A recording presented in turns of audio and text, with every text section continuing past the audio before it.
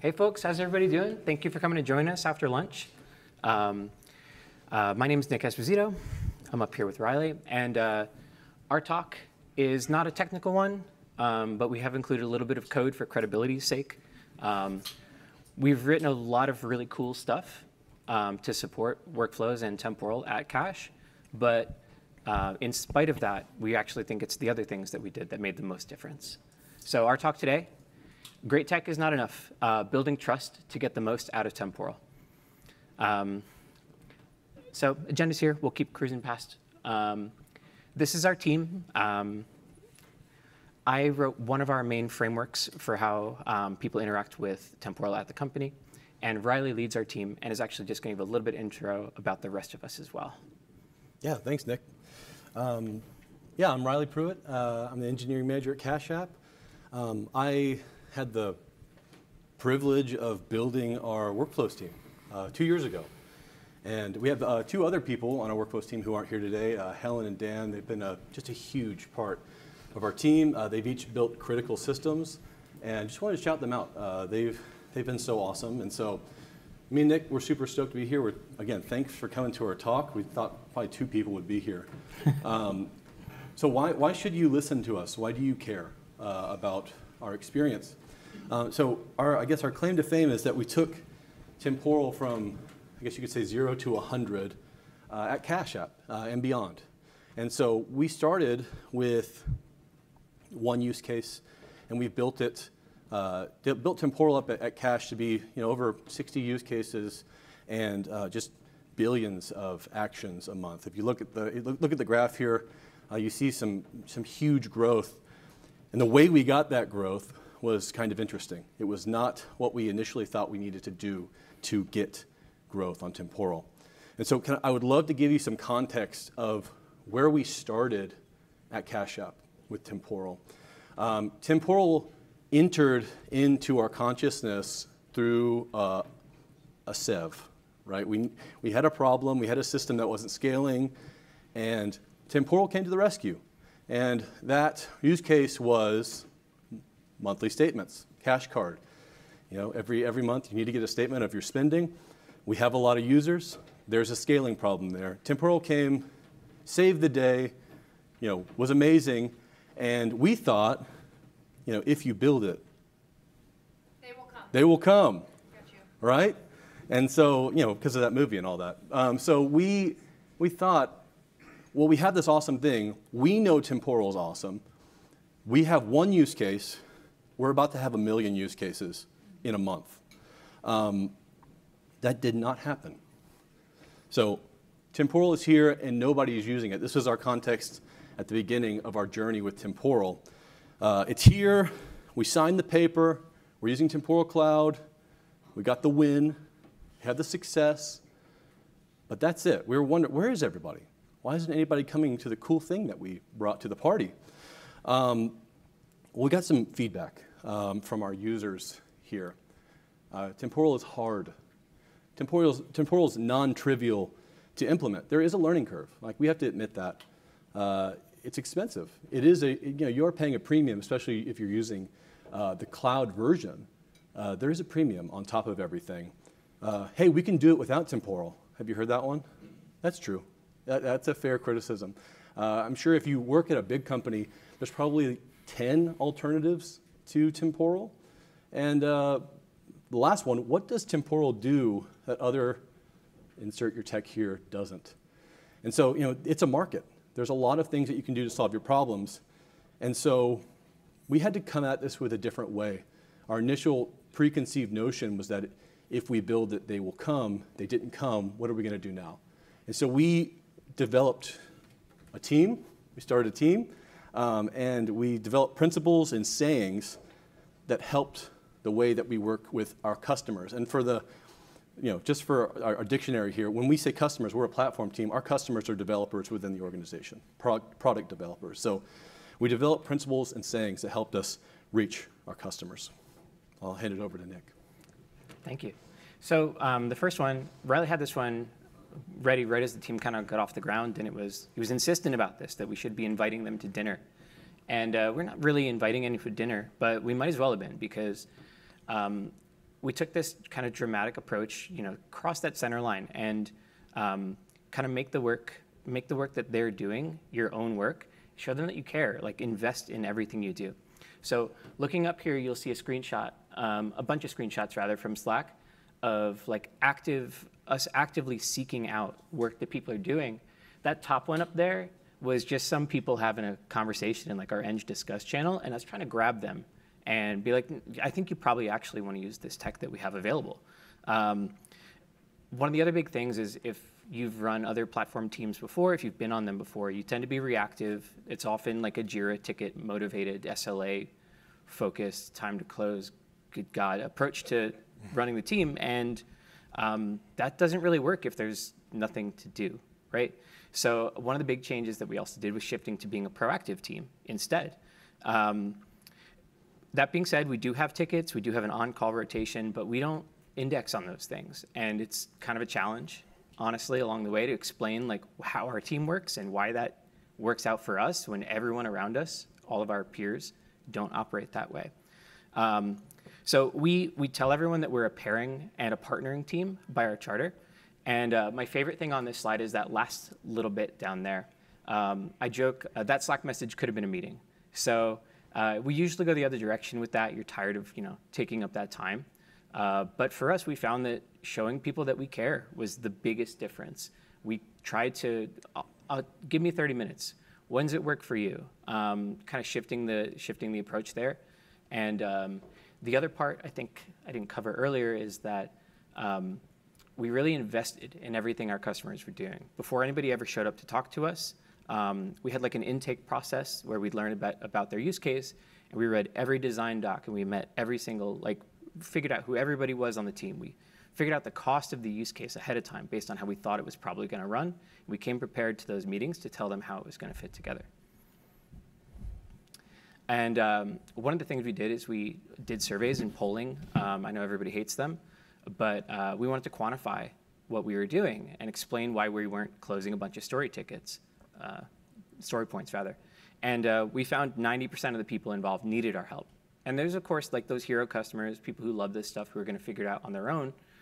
That was not the people that we had there. We were pretty surprised by this. Yeah, we found out the biggest differentiator for complex use cases.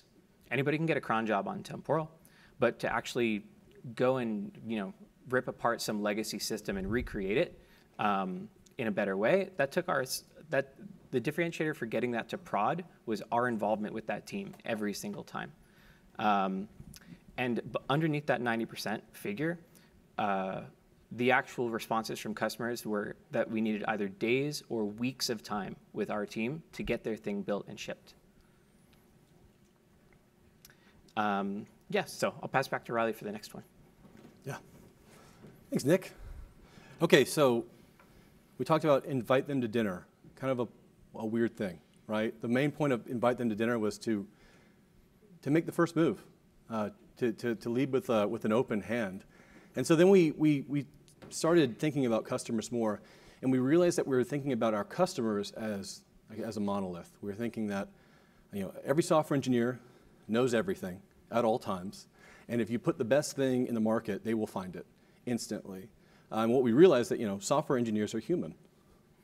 Shocking, right? And so we actually really thought about this, and we thought about how can we reach engineers where they are. We call this the rooms and doors model. So this is essentially categorizing engineers on how much they know about Temporal. Are they a beginner? Do they not really want to know all of the technical stuff? Do they just want a cron job? And then do they know a little bit? Do they really want to get into Temporal? Or are they hero users and they don't want to talk to us at all? And that's awesome. We have those all across Block. And so really the big principles of this is don't expect your customers to be experts, right? We're all people. And when you introduce something new and something non-trivial like Temporal, that's more than just a primitive. It's actually a collection of new primitives. There is room for everyone to learn, and we should assume that everyone needs to catch up to this new technology. And so Rooms and Doors says give your customers multiple places to work and give them those places so that they they find where they best work.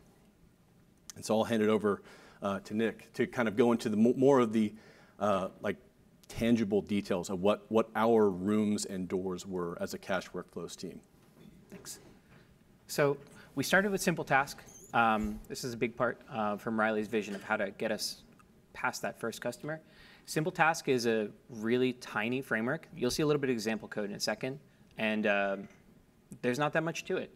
All we basically do is give people a way to run jobs later, or run work later, or run it on a schedule, or start it blocked and unblock it later. That's the whole thing. It's, if you take the idea of a cron or just any deferred work and run it with Temporal, this is the thing that you get. And then past that, we have a thing called Workflow SDK, which we wrote as the Workflows team.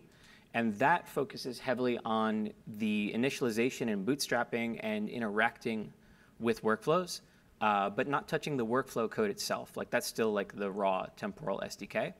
And then, yeah, at the back there, 100% unlimited temporal power. Like we did have people who just like, please kindly get out of my way. I need to. Yeah, I know more than you. I know more than you. That's humbling and true. And that's fine, So what's it actually look like? This is a slightly simplified implementation of a simple task. And all we do is we give people like a handler that they get to do whatever they want with a payload class so that we, make sure that we keep our signature the same for the workflows. And we give them a tool to spin up workers and a start task. And then they can grab the output if they want. This has nothing to do with Temporal from their side. So when people came to us to do these, we went to work in the back rooms, like actually setting up all the infrastructure and the plumbing and just handed this to them. This runs probably 40% of our volume because this is all people needed in a lot of cases, probably 30, 40 of the use cases, and easily that same percentage of the volume comes from stuff which is just this complicated. Timer, activity, schedule or not. That's that. The next one's the Workflow SDK. This one's a little bit more interesting for people who need to, they understand what the primitives of Temporal do, but they don't want to dig all the way into, they don't want to get lost sort of getting out the door with like that first workflow. So we built some pretty simple abstractions on top. You take like a config class where you dump all the parameters like your namespace name and override options for your workflow options and the activity options, all that stuff you shove in a config class by overriding methods. You hand it a workflow interface and an ID. And then we give you these simple methods that let you start, signal, query, get the results out of your workflows. And the actual workflow code, completely unchanged. And that's kind of, this is the other giant chunk. And then there's one or two people smarter than us who just went straight to the SDK and never looked back. And that's, again, more power to you. And this is the shape of the tools that we gave to people. And that runs, the vast majority of our use cases. Pass back to Riley. Awesome, thanks, Nick. So those are the kind of the categories that we came up with. It was simple task. Once you graduated to simple task, you went to the Workflows SDK, and that might be a terminal level, or as you become a temporal expert, you leave all the abstractions behind altogether. Those are the rooms and doors. So what I want to say here is, in this rooms and doors model, don't block the exits, which is to say the doors of the model are, you need to have mechanisms for your customers to graduate from your abstractions and be okay that they don't need those abstractions forever. It shouldn't hurt your feelings at all. And so it's actually a thing to celebrate. And so we want to expect our customers to outgrow these early implementations. The customers really shouldn't have to walk through those doors alone. This is really where, being a pairing platform team, this is what it means. This is what it means to just kind of be a different team that is, going hand in hand right beside your customer. And I think that's really what makes all the difference. And so this last part, bring your customers with you. Like if there's something hard, if there's something difficult, what differentiates you as a effective platform team is not saying, hey, fill out this ticket and read my documentation. It's It's like Nick said at the beginning, hey, how about we meet for 30 minutes? And it's pretty countercultural to most engineering, especially like remote engineering. And so that is the differentiator. This is what led to a lot of our success. And so if we keep going, what does this amount to? So we've talked about inviting them to dinner. We've talked about rooms and doors. We've talked about being a proactive platform team. What does that make you? It makes you an unusual platform team, right? In the subtitle there, your PMs are going to hate that. That's just a joke, obviously. Mostly. Mostly, yeah. It's actually a great opportunity for you to become great friends with your PM. And so this is kind of where we ended up as. We're in a data platform org that has more obvious platforms in it, like Kafka, like DynamoDB, things like that. And those are more traditional platform teams, and those are great. But we didn't fit that mold. And so we kind of had to figure out, at least me as a manager, how do I sell my team? How do I get investment in my team? Because a big part of this, and this whole thing might be a non-starter for you if you don't have investment from your leadership. And so how do you get investment, and how do you keep investment? That's a real question. And so first point, make customer success your success. When you launch a feature with a customer, when you pair with them side by side, be loud about their success. Their success is your success, right? Be excited. Throw a message in a Slack channel. Nick is amazing at this. I'm terrible at this. We claim every win. Every single one that somebody else puts in their org's channel, we just launched feature X. We just launched feature X. Yeah. It's true. We're there the whole time. Yeah, and you know, not to be selfish, right? Not to say like it was us that did it. It was like, hey, look what's happening in the organization. Because of this technology, because of pairing, because of just this great little thing that we've made. And so be loud about that. And for me, I'm an engineering manager. It's hard for me to be loud. You kind of got to get outside your comfort zone here. And we talk about tickets closed. It's a terrible metric of success on a growing platform team. There are no tickets. There's no tickets to close. There's no migrations to do. It's all new. And so you have to come up with different ways to show success. And like Nick said, every feature shipped is a win for you. So be loud about it. But also, this is for managers and leads in the room, tech leads. Don't forget to quantify your impact. This is one of the hardest parts of having a platform team that's unusual is sevs. Like, oh, I had 50% less sevs this month. Well, how many did you have last month? Well, I had 2, and now I have 1. And when you're making something new, you can't really. It's really hard to find a number. But what I found out is when you are communicating outward to the organization, they want a story. But when you're usually communicating to leadership, higher and higher and higher, they want a number, right? And they might need multiple numbers. And when I started, my boss would say, hey, give me a number. And I would say, no. And that was not the right answer, in case y'all were wondering. Try to quantify it. Try to send out surveys. Try to find out how much dev time you're saving. Reach out to your customers. Make an effort because the continued investment of your team depends on it. If it's just stories, if it's just vibes, it only takes you so far, unfortunately. So the last thing is tell your story just early and often. Don't just tell the organization, tell your potential customers the success that your current customers are having. If you look at these Slack messages, these are just some anonymous, anonymized Slack messages from some of our customers who not only are they saying how cool Temporal is, but they're saying, hey, Dan from the workflows team, he helped me do this. He got right beside me, he pair programmed with me, and he helped make this happen. We wouldn't have done it without him.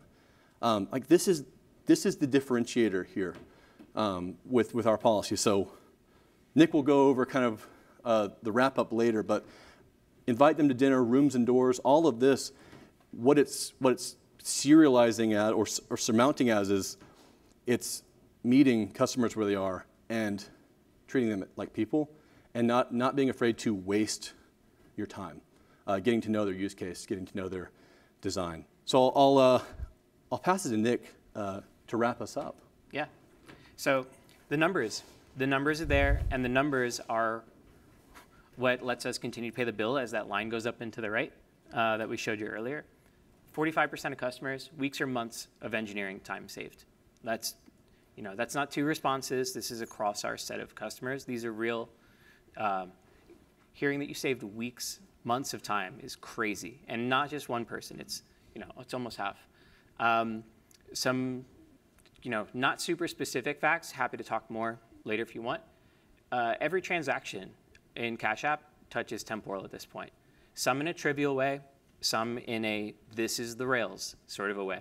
We are across the entire thing. And fun fact, also, most of the user interface also touches Temporal a little bit now too. And that last one, which I think I can't be really proud of it because it's just, we all know Temporal is awesome and works great. It's never caused a SEV for us, as it's never been the cause of a SEV for us at Cash.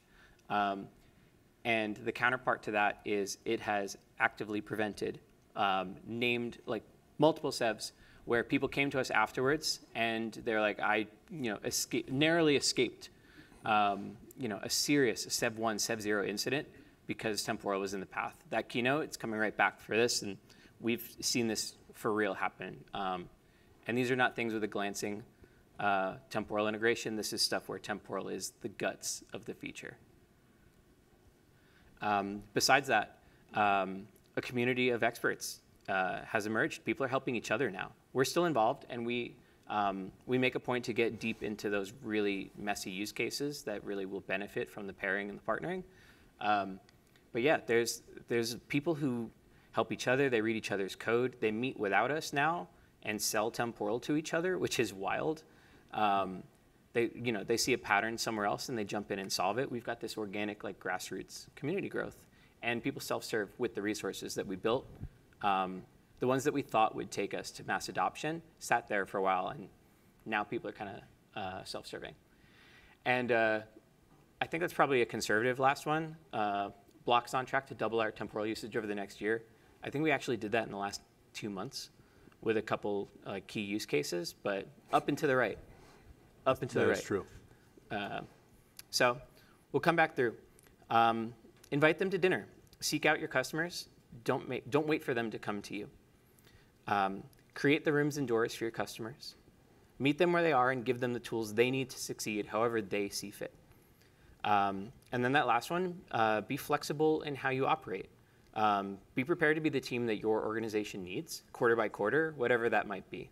Sometimes you're building the platform, sometimes you're selling your platform, and sometimes you're right there building the features alongside people. And yeah, just want to say thanks. Thank you. Cool. We did build a little bit of time in for Q&A in case anybody has any. We are here for that if you have any. Oh, we got one. Have you had any challenges with versioning of the workflows and so forth, and how do you address that? Absolutely. I'll do the short version and then whatever else you're thinking too. One of the really big challenges with payments is the payment part. They want to happen instantly, but all the backroom financial bits of the payment space tend to happen, settlements and things like that happen weekly, monthly, quarterly. Yearly, we have some stuff come up, know your customer flows and things like that. Yes, versioning remains the #1 place where we have to get like explicitly involved with our customers. We are basically on tap, ready to go with the technical resources that we warn them up front that that's basically the sharp edge that you'll hit at some point because it happens for everybody. And we are like, when somebody hits a versioning problem, that becomes our work for a day or two to help them get over that hump. Because I think practitioners know that the longer you let a versioning problem sit, the worse it gets, like rapidly. The last thing is we've made an effort to teach our customers to make their workflows like cattle that you can, kill and restart, because sometimes it's worth just blowing it away. And occasionally that's actually the answer, is like figuring out if you didn't do that front, Don't spend your time fixing the non-determinism errors that you've encountered. Spend the time getting a continue as new flow into your system so that you can just move past this one and do better next time. Yeah. Any other thoughts on that one? Yeah, I would just add on to that, echo the whole thing, but documentation, like Temporal has great documentation, but if you want to make it custom to your org, that, using proprietary names that only your company knows, like that's incredibly valuable to be upfront with, like, here are 2 different strategies to version. Here are the pros and cons of each one. And of course, we talk about these when we meet with customers, and sometimes it's a no-go because of that.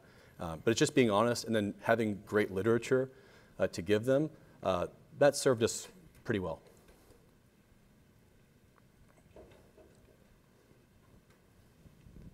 Do you have any examples, or use cases within your company where the activities were belonging to 2 different teams and probably running in their own, different languages, like a polyglot application?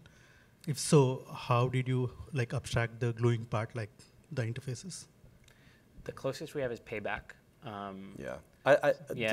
We don't have something that fits that exactly. In mass, no. I think that's really company dependent. For ours, we have domains, and those domains are connected by a contract, and so people really do own kind of their portion of the code base, and so we haven't really seen a lot of hey, I want to edit this activity on this other team, or I want to call it. Because we have a contract, because we have a container contract, that's kind of mitigated by that. So I'm sure that's a huge use case, but we personally haven't had to fight that yet. 1 minute.